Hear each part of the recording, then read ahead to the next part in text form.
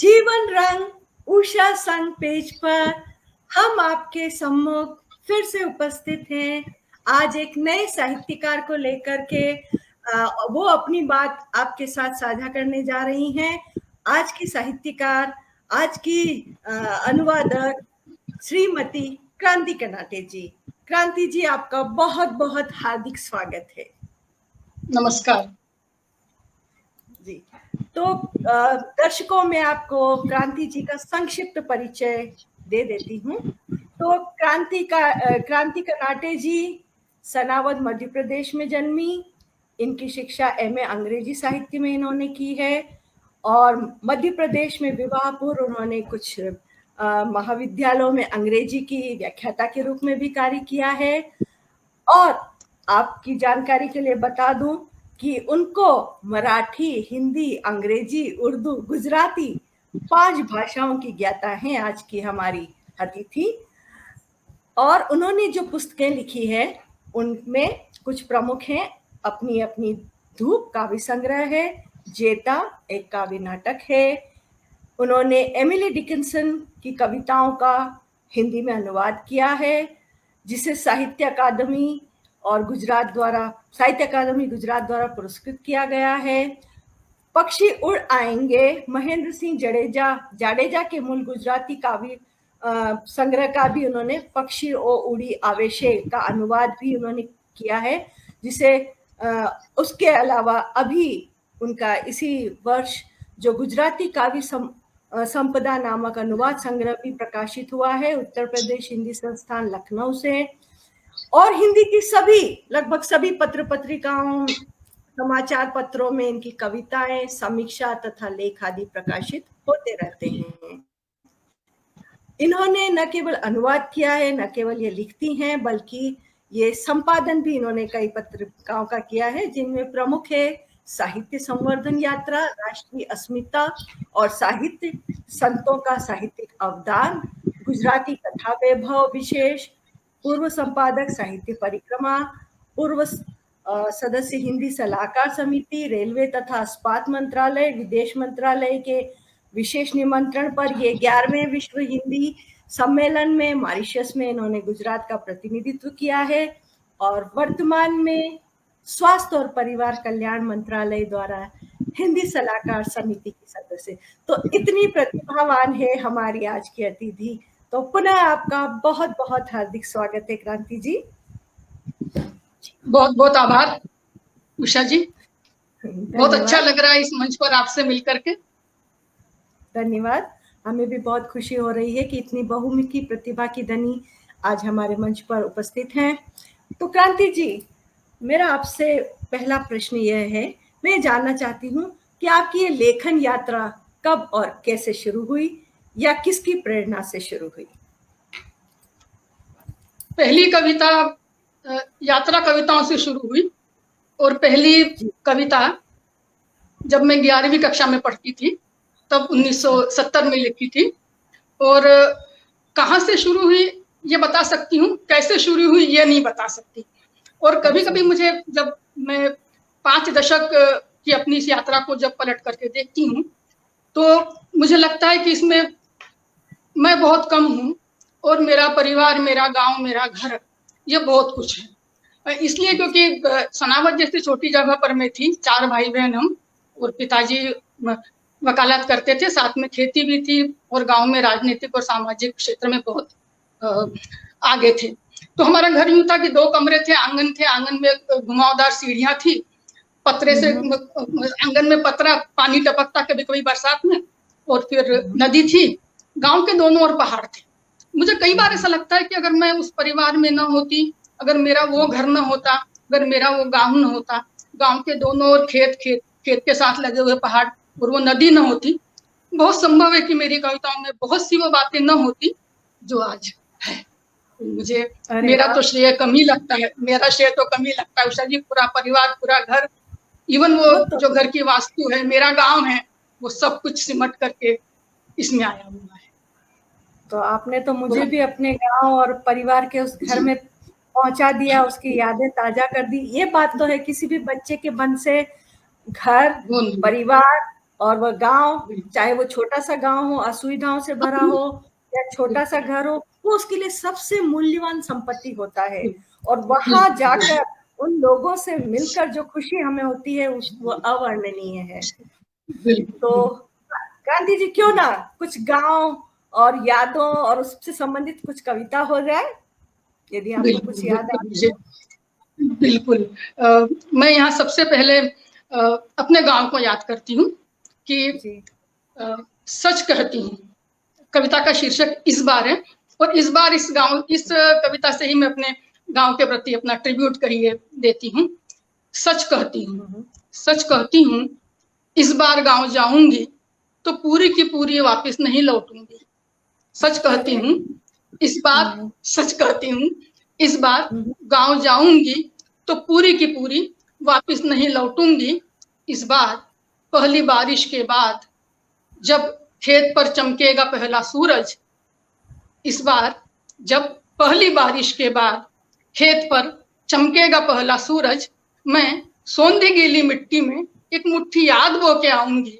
सच कहती हूँ इस बार गांव जाऊंगी तो पूरी की पूरी वापस नहीं लौटूंगी। सही, हम पूरे नहीं आ सकते, गांव जाते कुछ न कुछ वहीं छूट ही जाता है। पूरी। और कभी ये भी लगता है, मैं बड़े श्रद्धा और सम्मान के साथ अपने पिताजी शांताराम योतीगर जी जो वकील थे उनको याद करती हूँ। और एक छोटी सी कविता मुझे लगता है वो उनको समर्पित करके फिर हम आगे बढ़ें। कि पिता के जाने के बाद बोलने लगा उनका चश्मा, छाता, इंक पेन, स्वेटर, कोट। वाह, पिता के जाने के बाद, जी है ना, उस जमाने की सबके लिए सही होगा ये। पिता के जाने के बाद बोलने लगा उनका चश्मा, छाता, इंक पेन, स्वेटर, कोट, यहाँ तक कि बोलते हुए लगने लगे उनके जूते चप्पल भी। यहाँ तक कि बोलते हुए लगने लगे उनके जूते चप्पल भी। पिता के सदा के हंसते मुस्कुराते और यदा कदा के अवसाद भरे चेहरे पर हम जो कभी न पढ़ सके, थकान की वह एक एक लकीर अब साफ दिखाई दे रही है, फ्रेम जड़ी उनकी तस्वीर। वाह, बहुत सुंदर। अपने मौन में कितने मुखर हो गए हैं पिता, अपने मौन में बहुत मुखर हो गए हैं पिता। बहुत बहुत गहरा भाव लिए हुई ये कविता कहीं अंदर तक छू गई। अपने मौन में मुखर हो गए हैं और उनके जूते, चप्पल, पेन सभी बोल रहे हैं। सही है।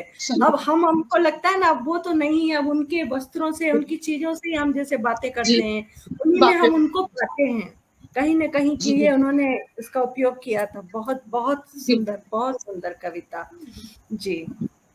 बहुत ही मार्मिक जी। क्रांति जी, आपने कुछ पत्रिकाओं का संपादन भी किया है, जैसा हमने अभी परिचय में पढ़ा। आपका ये संपादन का अनुभव कैसा रहा? बहुत भाग्यशाली हूं मैं कि अखिल भारतीय साहित्य परिषद ने मुझे अपनी त्रैमासिक पत्रिका साहित्य परिक्रमा का संपादन सौंपा। और ये संपादन मैंने पूरे 6 साल तक किया, 2013 से 2019 तक। और ये कहूँ कि इसमें मैंने बहुत कुछ सीखा और भावनात्मक रूप से और साहित्यिक दृष्टि से भी मैं बहुत समृद्ध हुई। इन 6 सालों में कभी मैंने समीक्षा विशेषांक, कभी कथा विशेषांक, कभी कोई भाषा विशेषांक, कभी यात्रा संवर्धन विशेषांक, तो इस तरह से लगभग 4-5 विशेषांक मैंने निकाले। और इसी के मध्य मुझे कुछ बहुत अच्छी पुस्तकों का संपादन करने का अवसर मिला, जिसमें साहित्य संवर्धन यात्रा थी जो हम लोगों ने नड़ाबेट, जगन्नाथपुरी और लाहौल में हम लोग गए थे। वह थी एक ऐतिहासिक उपन्यासों से समाज जागृति विषय था, एक भारतीय भाषाएं और राष्ट्रीय अस्मिता इस विषय पर था। तो ऐसे मुझे कुछ पुस्तकों का बहुत अच्छे संपादन का अवसर अखिल भारतीय साहित्य परिषद ने दिया। तो मैं इस मंच से उनके प्रति भी अपना आभार प्रकट करती हूँ कि इस मेरे 6 साल के अनुभव ने बहुत समृद्ध किया मुझे और मुझे पूरे भारत भर से जुड़ने का अवसर दिया कि आज मैं कहीं पर भी जाऊं तो साहित्य परिक्रमा के पूर्व संपादक के नाते मेरा स्वागत होता ही रहेगा। ये मुझे भी और अच्छी उसी तरह माध्यम से याद मैं आपसे भी जुड़ी, जी, आपसे भी मैं वही उसी मैं भी माध्यम से कहना जुड़ी। चाहती हूँ। पहली बार जी जब हम जुड़े तो अखिल भारतीय साहित्य परिषद के माध्यम से ही और उसकी संपादिका के नाते मैंने आपको जाना। जी जी। जी, और बहुत मैं अच्छा। याद दिला दूं कि संतों का साहित्यिक अवदान जो बिल्कुल, पुस्तक थी मेरी बिल्कुल। संपादित, उसमें आपका भी एक लेख था और वहीं से हमारी ये यात्रा शुरू हुई। लगभग जी, 8 साल हो गए मुझे लगता है, 8 साल। जी, जी, जी, जी, जी, बिल्कुल। जी। तो आपका बहुत ही अच्छा रहा ये अनुभव, बहुत ही समृद्ध किया आपने जैसा कहा, तो बहुत ही अच्छा लग रहा है ये जान कर के और अखिल भारतीय साहित्य परिषद से जुड़ना और उनकी पत्रिका का संपादन करना अपने आप में एक गौरव की बात है। बहुत, बहुत ही अच्छी बात। भगवती सक्सेना गौड़ जी हमसे जुड़ी हुई हैं, आपका बहुत-बहुत अच्छा। धन्यवाद। जी हाँ, तो क्रांति जी, जैसा कि आपने अंग्रेजी से हिंदी एमिली डिकिंसन की उसकी कविताओं का अनुवाद किया, गुजराती से हिंदी में आपने कई कविताओं का अनुवाद किया और कई पुस्तकों का अनुवाद किया और उसमें से आपके साहित्य से मुझे भी समीक्षा लिखने का मौका मिला गुजराती जी साहित्य जी। काव्य संपदा का। तो जी उनके अनुवाद में, अब जैसे अनुवाद एक अलग बात होती है, कई बात होता है ना, अनुवाद के कई तत्व होते हैं, कुछ हम कहते हैं ना भाषानुवाद, भावानुवाद, शब्दानुवाद कुछ, तो उसके बारे में हमारे दर्शकों को कुछ जानकारी दें कि इस अनुवाद में किस चीज का विशेष ध्यान रखा जाता है और उसमें आने वाली कुछ परेशानियां या जो भी कुछ अनुभव होते हैं उनको भी साझा करें। तो एक अनुवाद तो मैंने किया था, वो पक्षियों उड़ी आवश्य था। तो वो अनुवाद करना मेरे लिए बहुत सरल था, क्योंकि वो जो मूल कवि थे महेंद्र सिंह जाडेजा, तो उनके भाई हमारे पड़ोस में रहते थे, पृथ्वी सिंह जाडेजा, तो उनके मरणोपरांत वो पांडुलिपि गुजराती में चूंकि पढ़ चुकी थी मैं, तो वो पढ़ते पढ़ते ही एक तरह से तय हो गया था कि मैंने इसका हिंदी अनुवाद करना है। तो उसमें कोई परेशानी मुझे नहीं हुई और फिर वो अनुवाद का उसका प्रकाशन गुजरात हिंदी साहित्य अकादमी गुजरात के अनुदान पर हुआ। एक परेशानी जो मुझे बहुत हुई है वो एमिली डिकिंसन की कविताओं के हिंदी अनुवाद में, और वो भी मेरे एमए के पाठ्यक्रम में अमेरिकन लिटरेचर में इनकी कविताएं थी। तो हुआ यह है कि कभी कभी अनुवाद करना सरल होता है लेकिन प्रकाशन की अनुमति मिलने में बड़ी मुश्किल होती है। अच्छा, तो अच्छा, ये कैसे? जी ये मैंने, और अमेरिका में तो बड़ा ये लोग बड़े बिजनेस माइंडेड है, तो वहां तो बहुत ख्याल रखना पड़ता है। तो ये अनुवाद तो मैंने कहूँ मैं हंसी खुशी में मैंने 100 कविताओं के अनुवाद कर ली, लेकिन फिर जब उनके 100 कविताओं के किए और उनके जब वो 20 साल तक ऐसे ही रखे रहे, 20 साल तक पूरे, मतलब 1980 में मैंने किए थे, प्रकाशन 2000 में हुआ। तो अमेरिका से मुझे उनकी अनुमति पाने में बहुत बहुत मुश्किल। लेकिन उससे पहले ये कि ये कविताएं जो है, ये एमिली डिकिंसन अमेरिका की पहली अछांदस कवियत्री में से अतुकांत, तो वो केवल शब्द रख देती है, अनकहा छोड़ देती है। तो वो मैंने एक तरह से भाषा अनुवाद किया है, मैंने वो काव्यानुवाद नहीं किया है। काव्यानुवाद मैंने बाद में किया है, गुजराती काव्य संपदा काव्यानुवाद है। यहाँ जैसे उन्होंने भाषा में जैसे शब्द रख दिए हैं, जैसे उन्होंने पंक्चुएशन रखे हैं, तो मैंने लगभग वो उसी को मैंने फॉलो करते हुए, क्योंकि वो एक उनका पूरा जीवन एक घर में गया हुआ है, वो अपने घर से कहीं बाहर नहीं निकली, पूरे 56-57 साल वो अपने घर में रही। तो उनकी कविताएं भी कुछ उसी तरह की हैं कि केवल शब्द रखे हुए हैं, उनसे आप अपने अर्थ निकालते रहिए, लेकिन वो भी एक, उसका भी एक, उसको आप रहस्यवाद भी कह सकते हैं, छाया, हिंदी के हिसाब से कहीं वो छायावाद और रहस्यवाद के बीच की कवियत्री है। तो उसका प्रकाशन का और अनुमति का थोड़ा सा कड़वा रहा अनुभव, पर अनुवाद का अनुभव बहुत अच्छा रहा। तो एक कविता छोटी सी मैं सुनाऊंगा आपको उनके इसमें से। बिल्कुल। ये देखिए उनकी कविता है। इसके पहले एक कि एमिली डिकिंसन ये कहती कि मेरे केवल 3 मित्र हैं, एक पहाड़, एक सूर्यास्त और एक पिताजी ने दिया हुआ कुत्ता, क्योंकि ये लोग बोलते नहीं है, समझते सब है। अरे वाह, क्या बात है, क्या बात है। तो इस, है ना, तो उषा जी इस पृष्ठभूमि में हम ये छोटी सी कविता देखते हैं। अवश्य अवश्य। मैंने कभी बंजर भूमि नहीं देखी, मैंने कभी बंजर भूमि नहीं देखी, मैंने कभी समुद्र नहीं देखा, फिर भी जानती हूँ मैं कि झाड़ियां कैसे दिखती हैं और उत्ताल तरंग क्या होती है। मैंने घर के घर में है महिला, मैंने हाँ, कभी बिल्कुल। ईश्वर, है ना, मैंने कभी ईश्वर से बात नहीं की, मैंने कभी ईश्वर से बात नहीं की, नहीं स्वर्ग की सैर की। फिर भी मैं उस स्थान के बारे में जानती हूँ, निश्चिंत हूँ, मानो पूरी जांच पड़ताल कर ली हो। मैंने कभी बंजर भूमि नहीं देखी, मैंने कभी समुद्र नहीं देखा। तो कल्पनाएं देखिए कहाँ से कहाँ ये कितना आपको लेके। सुंदर, मतलब बिना जी देखे कोई उनका वर्णन करे। ये तो हमारे जैसे हिंदी साहित्य में या उसमें कह सकते हैं सूरदास जी का, उनको हाँ मानते थे अंधे थे, लेकिन हाँ उन्होंने जो जी बाल लीलाओं का वर्णन किया है वो आज तक जी शायद कोई और नहीं कर नहीं, पाया। बहुत सुंदर, बहुत सुंदर। आंख वाले भी नहीं कर पाए, देख करके भी ना कर पाए जी कोई।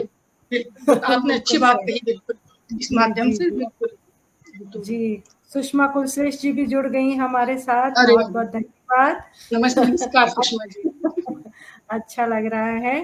हाँ, जी बिल्कुल। तो हाँ, तो आगे मैं आपसे पूछना चाहूंगी कि आपकी अपनी पुस्तक काव्य नाटक जेता, जिसमें आपने कर्ण के बारे में काव्य नाटक लिखा है, तो आपने उन्हें इसके माध्यम से महिमा मंडित किया है या दुर्योधन के साथ मिलने के लिए दोषी ठहरा, उसको किस रूप में प्रस्तुत किया है? जी मैं काव्य नाटक जेता के बारे में कुछ कहूँ तो उसके जी पहले मैं दो व्यक्तियों का पुण्य स्मरण करना चाहती हूँ यहाँ पर। जी उनमें से एक है महाराष्ट्र के इतिहास संशोधक सेतु माधवराव पगड़ी, पद्मश्री सेतु माधवराव पगड़ी। एक बार भेंट हुई थी उनसे और तब मैं उन्हें आजोबाई नाना कहती थी और उनसे मैंने बहुत कुछ सीखा। और एक है बाबा साहब पुरंदरे। इन दोनों से मैंने ये जाना कि अगर कोई ऐतिहासिक पात्र को, घटना को आप लिखते हैं तो उसमें प्रामाणिकता अत्यंत आवश्यक है। प्रामाणिकता, उसमें कोई काल्पनिक पात्र या काल्पनिक घटना का उल्लेख नहीं होना चाहिए। तो मैंने कर्ण पर देखा, मैं जब 16-17 साल की थी मैंने मृत्युंजय पढ़ा शिवाजी सामंत का, और मैं एक तरह से मतलब पगला गई थी, अभिभूत हो गई थी। उसके डायलॉग बोलना, संवाद बोलना, घर में हम भाई बहन सब। फिर धीरे धीरे मुझे सेतु माधव पगड़ी जी से और बाबा साहब पुरंदरे से को पढ़ने से मुझे ख्याल आया कि ये अपना अधिकार नहीं है। कहीं पर कृष्ण को, कर्ण को कृष्ण से भी ऊपर बता दिया है। तो और इसी के साथ में फिर एक ये भी हुआ कि जब मैंने अंग्रेजी साहित्य में एमए किया तब मैंने ये जाना कि जितनी भी ग्रीक ट्रेजेडीज हैं उन सब का एक, उन सब की एक फिलॉसफी कही है, उन सब का एक दर्शन रहा हुआ है। तो वो ये कहते हैं कि डेस्टिनी इज कैरेक्टर, मतलब आपके जीवन में जो कुछ भी दुख हुआ है वो तो सब प्रारब्ध है। शेक्सपियर ने इस पूरी मान्यता को बदला और शेक्सपियर ने कहा कि नहीं, कैरेक्टर इज डेस्टिनी। जो मनुष्य के जीवन में, आप हेमलेट ले, मैकबेथ ले, कोई भी ऑथेलो ले, जो कुछ भी दुख हुआ है वो मनुष्य का अपना दुर्गुण है, मनुष्य के व्यक्तित्व में कोई ना कोई फ्लॉ है। उस दृष्टि से फिर जब मैंने विचार किया तो मुझे ये लगा कि व्यास ने एक ये कर्ण के रूप में एक ऐसा पात्र हमारे सामने है जिसके जीवन की आधी विडंबनाएं तो उसके अपने दुर्गुणों की वजह से हैं और आधी विडंबनाएं जो है वो प्रारब्ध है। कहीं कहीं आधी जगहों पर वो गलत है, बहुत सी जगहों पर जो दुर्योधन का साथ देता है वो या अनावश्यक उसमें एक अहंकार होता है। द्रौपदी के साथ में जो उसने बड़ी सभा में जो उसको कहा है वो भी अक्षम्य है। और कहीं कहीं मुझे लगा कि वो सूर्य पुत्र होकर के भी सूत पुत्र है, वो कौन्तेय होकर के भी वो राधा है। तो इसके जीवन में इतनी विडंबनाएं हैं कि दोष किसको देंगे आप? ये कैरेक्टर इज डेस्टिनी और डेस्टिनी इज कैरेक्टर, इसका अद्भुत मिलन जो है वो कर्ण के रूप में हमको दिखाई देता है। तो मैंने उससे महिमा मंडित भी नहीं किया। मेरे लिए वो बहुत उच्च पद पर भी नहीं है, नीचे भी नहीं है, वो इन दोनों का एक सम्मिश्रण है। और इसी के साथ में फिर एक बात यह भी हुई कि असल में उषा जी मैंने पढ़ा बहुत है, लिखा बहुत कम है। मैं अगर मैं अपना कहूँ कि मैंने इन 5 भाषाओं में बहुत पढ़ा, तो जब मैंने अंधा युग पढ़ा धर्मवीर भारती का, तो फिर मैंने उसमें ये देखा कि धर्मवीर भारती का अंधा युग में युयुत्सु जो है वो एक आम आदमी है और दुष्यंत के एक कंठ विश्वाई काव्य नाटक में जो सर्वहत है वो एक आम आदमी है। तो उस पर से मुझे लगा कि जब मैंने कर्ण लिखा तो मुझे लगा कि इसमें संजय का एक पात्र ऐसा होना चाहिए कि जो मेरे को और आपको रिप्रेजेंट करता है और वो एक आम आदमी है और संजय के माध्यम से एक आम आदमी की व्यथा को सामने लाना चाहिए। तो वो एक स्वदेश्य मैंने लिखा उसको कि नहीं, संजय जेता में संजय जो है वो जहां अपनी व्यथा कह रहा है तो वो व्यथा निश्चित ही मेरी और आपकी व्यथा है। तो अगर आपकी अनुमति हो तो कुछ पंक्तियां मैं उस स्वगत में से पढ़ना चाहूंगी। स्वागत है, बिल्कुल। ये 5 अंकों का नाटक है, जिसमें एक अंक चौथा जो है, तो उसकी पृष्ठभूमि यह है कि महाभारत का युद्ध समाप्त हो चुका है और संजय की दिव्य दृष्टि जा चुकी है। अब वो अकेला बैठा हुआ है और वो 18 दिन का पूरा युद्ध उसने देखा है। क्या लगता होगा? स्वगत जरा बड़ा है, मैं उसकी कुछ पंक्तियां आपके लिए पढ़ रही हूँ। तो वो ये कहता है कि यह महासमर टाला जा सकता था, टाला जा सकता था यह महासमर, परंतु टालना किसने चाहा था? मेरी तरह निरीह जनता जो गूंगी है युगों युगों से। फिर यह आदर्श रखेंगे हम आगे आने वाली पीढ़ी के, राज्य चाहिए येन केन प्रकारेण, बस राज्य चाहिए। हमें लगता है संजय को दिव्य दृष्टि थी, वरदान था। उषा जी वरदान नहीं था, उसके लिए अभिशाप था। अभिशाप था कि उसको सब देखना पड़ा जो नहीं चाहता था और कर कुछ नहीं सकता है। ये मेरी आपकी व्यथा भी है। बिल्कुल बिल्कुल, ये मेरी आपकी व्यथा भी है। यूक्रेन का युद्ध हम 50 दिन से 40 दिन से देख रहे हैं, तो कहीं ना कहीं उससे भी हम ये रिलेट कर सकते हैं। बिल्कुल बिल्कुल। मैं दर्शक था, युद्ध स्थल से कोसों दूर था, मुझ पर कोई वार नहीं हुआ, किंतु इसका अर्थ यह भी नहीं कि मैं घायल नहीं हुआ। मुझे जब व्यथा कहने का अधिकार नहीं था, दिव्य दृष्टि का वरदान क्यों था? युद्ध के अंतराल देखिए ना, युद्ध के अंतराल बार बार धृतराष्ट्र रोए अपने अंधत्व का रुना, मैं देता रहा उन्हें झूठी सांत्वना, किंतु एक बार भी कह न सका सच। अंधत्व हमारे युग का सबसे बड़ा वरदान है। आप जब नहीं कर सकते कुछ, हाथ पांव नहीं हिला सकते बिल्कुल, आपका अंधा होना एक सर्वश्रेष्ठ स्थिति है। आपका अंधा होना एक सर्वश्रेष्ठ स्थिति है। और अब थोड़ी सी कुछ पंक्तियों के साथ समापन करती हूँ। मैं युद्ध देखता रहा किंतु पागल नहीं हुआ। मैं शस्त्रों का भीषण गर्जन सुनता रहा किंतु बहरा नहीं हुआ। मैं निहत्था साक्षी रहा युग की सबसे बड़ी दुर्घटना का, किंतु तब भी मेरे शब्द मेरे पास रहे, मैं गूंगा नहीं हुआ। शस्त्रों के टकराव से उत्पन्न प्रकाश की चकाचौंध में देखता रहा, किंतु मेरी दृष्टि बनी रही, मैं अंधा नहीं हुआ। तो ये मुझे लगता है कि कहीं आम आदमी बहुत ही सटीक और बहुत नहीं, मतलब ये आपने उस ढंग से सोचा और उसको एक इस तरह का पात्र बनाया कि वो देख करके बोलता, लेकिन वो अपने मन की नहीं बोल सका, अपने भाव नहीं, किसी को सलाह नहीं दे सका। ये मतलब बहुत बहुत बहुत ही सुंदर, बहुत ही मार्मिक, बहुत ही एक सोचने का अलग तरीका है। शायद ऐसा नहीं सोच पाते हम। संजय हुआ, संजय ने ये कहा वो सब सुनते रहते हैं, लेकिन आपने सोचा कि यदि संजय वास्तव में अपने मनोभाव व्यक्त कर पाता तो वो क्या कहता है। ये वही कॉमन मैन, वो कुछ नहीं कर पाता। सरकारें आपस में लड़ती रहती हैं, उलट पुलट होते रहते हैं। कॉमन मैन की यदि सुने तो शायद आधी प्रॉब्लम वैसे ही खत्म हो जाए। क्योंकि कभी भी सामान्य जन कोई भी किसी तरह का वाद विवाद, लड़ाई झगड़ा या युद्ध तो बहुत दूर की बात है, ये बिल्कुल नहीं चाहता ही, बिल्कुल जनता नहीं चाहती है। बहुत ही अभी बाबूलाल जी महाजन भी हमारे से जुड़ गए हैं, तो धन्यवाद। आप सब जुड़ रहे हैं और अपने अपने प्रतिक्रियाएं भी व्यक्त कर रहे हैं। हाँ, तो एक तो आपको आज मजदूर दिवस है और मजदूर दिवस की शुभकामनाएं देते हुए आपसे मजदूर पे कोई कविता सुनना चाहूंगी।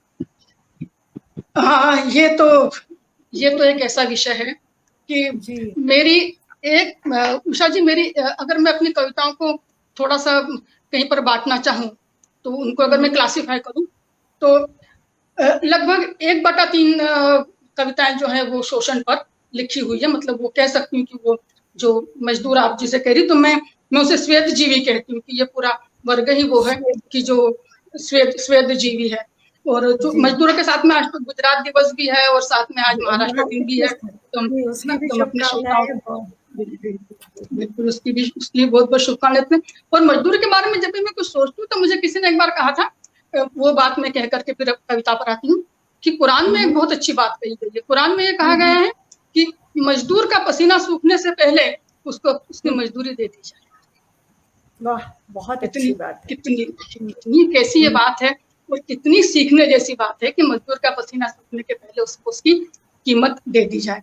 तो मजदूरों पर ठीक है, मैं एक थोड़ी सी एक कविता, फिर वही गूंगे होने की बात आती है कि जी हर बार श्रेष्ठ अभिनय करने के बाद, हर बार श्रेष्ठ अभिनय करने के बाद तुम चले जाते हो तालियां बटोर कर। हर बार श्रेष्ठ अभिनय करने के बाद तुम चले जाते हो तालियां बटोर कर। फिर वह उठाता है दरिया, समेटता है पर्दा, मिटाता है मंच सज्जा। जो गूंगे होते हैं, जो गूंगे होते हैं, हर बार नाटक मंडली में बस यही काम करते हैं जो गूंगे होते हैं। हर बार नाटक मंडली में बस यही काम करते हैं, यही काम करते हैं। सही है, आप तालियां बटोरते हैं, सारा कुछ वही देखते हैं, और वो गूंगे होते हैं, उनकी बातों का कोई महत्व नहीं, वो बोलते भी नहीं है, बोले तो भी कोई मतलब नहीं है, महत्व नहीं है। बहुत बहुत ही गहरे भाव दिए रचना। तो क्यों नहीं कुछ और शब्द मैं आपको देती हूँ, उस पर कुछ एक एक रचना हो जाए। अरे पाएंगी? चलिए कोशिश करती हूँ जी, कोशिश करती हूँ जी। समय पर एक रचना हो जाए। समय पर, तो सबसे पहले तो समय पर नमस्कार करते हुए आगे बढ़ना चाहिए, क्योंकि सबसे बड़ा तो समय ही है, काल से बढ़कर तो कुछ भी नहीं है। तो समय साक्षी है, समय साक्षी है, समय साक्षी है तुम्हारी हर भूल, तुम्हारे हर अपराध, हर पाप का। समय साक्षी है तुम्हारी हर भूल, तुम्हारे हर अपराध, हर पाप का, परंतु वह तुम्हें कभी किसी कटघरे में नहीं खड़ा करेगा और न ही देगा तुम्हारे खिलाफ गवाही कोई। मगर तब भी जीवन में कोई फैसला जब तुम्हें अपने हक में ना लगे, तब समझ जाना कोई पुराना हिसाब था उसका चुकता हो गया है, कोई पुराना हिसाब था उसका चुकता हो गया है। बिल्कुल सही है, हमारी अंतरात्मा हमें बता देती है कि तुमने कहीं किसी के साथ बुरा किया है, आज तुम्हारे साथ हो रहा है, तो समझ जाओ। बिल्कुल बहुत सही। शिकायत नहीं करो, शिकायत नहीं करो। बिल्कुल बहुत सही, बहुत सही। एक कविता शब्द पर हो जाए, शब्द ही सब खेल खिलाते हैं। शब्द ही सब खेल खिलाते हैं।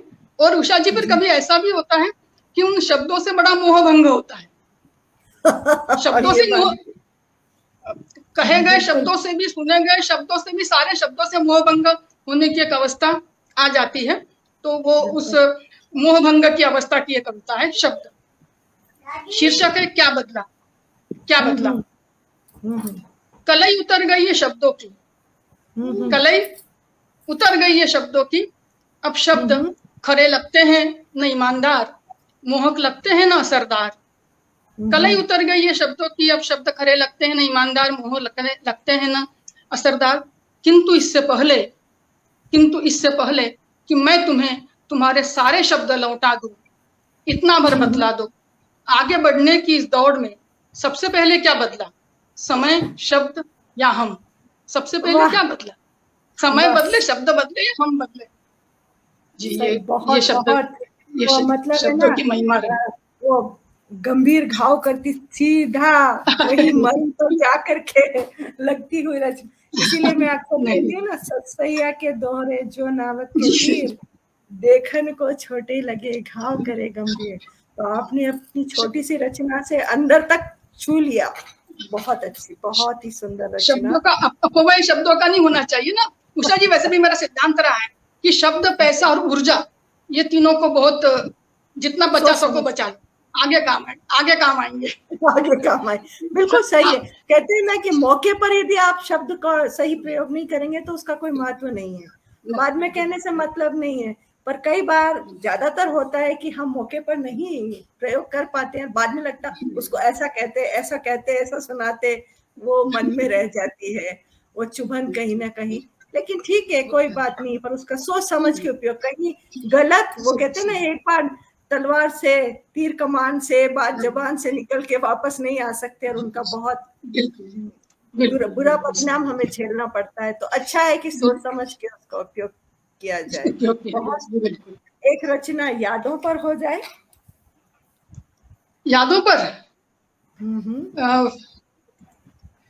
यादों पर एक रचना की तुलना में चूंकि समय थोड़ा सा हमारा व्यतीत हो रहा है उषा जी, तो मैं चाह रही थी कि मैं गुजराती काव्य संपदा, जो कि मेरा अभी आपने समीक्षा भी की है, तो मैं चाह रही थी कि उसमें से एक कविता मैं पढ़ूं, और हाँ बहुत अच्छा रहेगा, अवश्य। इस आशय के साथ में पढ़ती हूँ, और इस मतलब टिप्पणी के साथ में छोटी सी पढ़ती हूँ कि मैंने ये पाया है कि स्त्री के मन की भावनाओं को पुरुष बहुत अच्छी तरह कविताओं में या साहित्य में व्यक्त करते हैं, और कहीं ना कहीं मुझे कमी भी लगी है कि पुरुषों की भावनाओं को स्त्रियां उतनी अच्छी तरह कविता में नहीं बांध पाती जितना पुरुष स्त्री की भावनाओं को व्यक्त करते हैं। स्त्री तो अपनी भावनाओं को करती है, स्त्री व्यक्ति के नाते भी कहती है, स्त्री अपनी भावनाओं को भी कहती है, लेकिन केवल एक पुरुष क्या सोचता होगा उसको हम लोग उतनी अच्छी तरह नहीं कह पाते हैं जितना एक पुरुष स्त्री की भावनाओं को व्यक्त कर लेता है। तो मैं एक जगदीश जोशी की एक कविता का, ये गुजराती का बड़ा लोकप्रिय गीत है और बहुत इसको गाया भी गया है, तो ये मैं कविता पूरी नहीं पढ़ रही, कुछ पंक्तियां पढ़ रही हूँ। नहीं आराम से, अवश्य, है ना। मनचाही शाम एक दे दो, अनचाहा ये जीवन ये ले लो रे नाथ, अनचाहा जीवन ये ले लो रे नाथ, और मुझे मनचाही शाम एक दे दो, कि कब से मृगजल में तरसे है नाव, अनचाहा जीवन ये ले लो रे नाथ। झरे हुए पत्ते को हाथ में लिए मैंने आंखों में रोपा एक झाड़, पंछी का लाड़ कभी देखा नहीं और नगमे झरोका कभी सुना नहीं, जमे हुए पानी में सोई इस मछली को, द्रौपदी का दृश्य आपको याद आएगा, जमे हुए पानी में सोई इस मछली को, अर्जुन का मत्स्य वेद दे दो, अनचाहा जीवन ये ले लो रे नाथ। मुझे दे दो एक शाम, मुझे दे दो एक शाम, मुझे दे दो एक रात, मुझे दे दो एक शाम, मुझे दे दो एक रात, मुझे दे दो एक ऐसा आश्लेष कि बिखर बिखर जाए 7 जन्मों से कसकर बांधे ये केश, मुझे मुझसे अलग कर नाथ, मुझे मुझसे अलग कर नाथ, आजीवन कैद एक दे दो, अनचाहा जीवन ये। देखिए देखिए कितनी मजे की बात है कि नहीं, कि मुझे मुझसे अलग कर नाथ, आजीवन कैद एक दे दो, मनचाही शाम एक दे दो, अनचाहा जीवन ये ले दो रे नाथ। तो देखिए मतलब पुरुष भी कितना, और मत्स्यवेद का कितना अच्छा उपयोग यहाँ पर उन्होंने किया हुआ है। तो ये आपने ये जो इसका अनुवाद है, ये अपने आप में एक विशिष्टता जो मैंने पाई है वो है कि आपने कहा 1400 मतलब उस शताब्दी से, जो 15वीं शताब्दी से लेकर के अब तक के रचनाकारों को आपने लिया गुजराती के, और उनके मतलब करीब 11 कवियों को लिया है, और कुछ 111 या 14 कवियों की 111 कविता, 14 कवियों की 111 रचनाएं लेकर आपने, ये अपने आप में बहुत ही श्रम साध्य कार्य है, लेकिन आपने जो उसको जिस तरह से प्रकट किया, मुझे जो पढ़ने का अवसर मिला, उससे ये लगा कि आपका कविताओं का चयन भी अपने आप में विशिष्ट है, कि हर एक कविता, ऑफ कोर्स वो लिखने वाले इतने विशिष्ट हैं तो उनका रचनाएं भी विशिष्ट होंगी, लेकिन आपकी कविताओं का चयन इतना विशिष्ट था कि एक एक कविता गागर में सागर की तरह, एक एक कविता मतलब गहरे अर्थ लिए, कहीं ना कहीं दिल को छूने वाली थी, ये मेरा अनुभव रहा। और मतलब बहुत कुछ, मतलब मेरा भी कहीं ना कहीं गुजराती काव्य साहित्य से, कवियों से कहीं ना कहीं परिचय हुआ उसके माध्यम से, कि मतलब कितना अच्छा, कितनी सुंदर रचनाएं उन्होंने की, कितनी भावपूर्ण रचनाएं की, मतलब। और कोई तो आपने वो कवि का नाम याद नहीं, ए महानल, मतलब वो बहुत हरिहर भट्ट की प्रार्थना, वो एक दे चिंगारी महान, दे चिंगारी महान, मतलब इतनी, और वो कोई लंबी कविता भी नहीं है, लेकिन कितना गहरा अर्थ लिए हुए है। तो मुझे लगता है आप भी कहीं ना कहीं इन सब से प्रेरित हैं, आपकी रचनाओं में भी यही भाव मुझे देखने को मिला है कि आप लिखती छोटा है, मतलब एक 4-5 पंक्तियां, मतलब वाक्य रचना, या जो कहना चाहिए कवि वो पद है, जो भी उसको हम जिस रूप में भी लें, काव्यांश, वो बहुत छोटा होता है, लेकिन उसमें अर्थ कहीं गंभीर सा समाया हुआ होता है। ये मेरे को एक विशिष्ट बात जानने को मिली। तो बहुत ही अच्छी जानकारी मुझे उसके माध्यम से और आज की चर्चा के माध्यम से भी हुई। तो अब मैं आपसे ये जानना चाहूंगी कि आजकल आप तो कुछ न कुछ तो लगी रहती है, चाहे अनुवाद हो, चाहे रचना हो या संपादन हो, तो आजकल आप क्या लिख रही हैं? गुजराती काव्य संपदा से पहले एक महत्वपूर्ण पुस्तक थी, ये गुजराती कथा वैभव। ये इसमें हम लोगों ने यहाँ हम 11 अनुवादकों ने मिलकर के गुजराती की पिछले 100 वर्ष की 18 कहानियों का अनुवाद किया है, और ये भी पाठक मंच पर मध्य प्रदेश साहित्य अकादमी ने स्वीकृत भी की है, तो इसकी चर्चा मध्य प्रदेश में हुई, तो इसका एक उल्लेख छूट गया था। मैंने जितने भी पिछले कुछ 10-15 वर्षों में लेख लिखे हैं पत्रिकाओं के लिए और विशेषांकों के लिए, अब उन सब लेखों का संग्रह हेम तो हेम है। ये हेम तो हेम में शीर्षक भी आपको याद आया होगा कि नरसिंह मेहता के भजन में से आया होगा। तो हेम तो हेम है, हेम तो हेम है शीर्षक थे मेरा लेख संग्रह, निबंध संग्रह कहिए, निबंध संग्रह शीघ्र ही नमन प्रकाशन से आ रहा है। और मैं आपके प्रति भी मेरा आभार मुझे प्रकट करना है कि आपने गुजराती काव्य संपदा की इतने व्यस्तता में से समीक्षा की और समीक्षा प्रकाशित होने की जा रही है, तो मुझे तो कुछ सीखने का मौका मिला, आपने मुझे ये मौका दिया, मैं तो उसके लिए आपका धन्यवाद दूंगी कि मुझे कुछ सीखने को परस्पर हो जाएगा, परस्पर कुछ ये जो गुजराती साहित्य को, काव्य साहित्य को जानने का मौका मिला, तो मैं इस तरह से इसको ले रही हूँ कि एक नई चीज मेरे सामने आई जो शायद मैं कभी नहीं जान पाती कि